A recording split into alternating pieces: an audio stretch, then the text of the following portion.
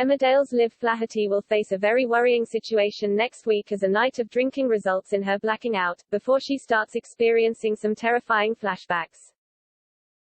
Liv, Isabel Steele, has recently suffered a drinking relapse and has been behaving erratically, trying to seduce her friend Jacob Gallagher, Joe Warren Plant, and falling out with Vinnie Dingle, Bradley Johnson, as well as her brother Aaron Dingle, Danny Miller.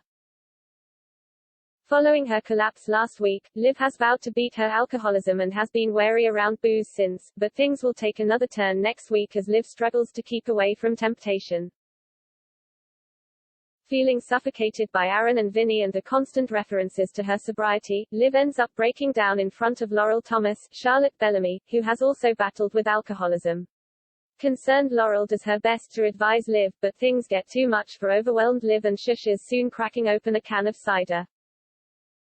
The next morning, Liv wakes with a start. Discovering that her arms are covered in bruises, Liv is worried to realize that she has no memory at all of what happened to her the night before.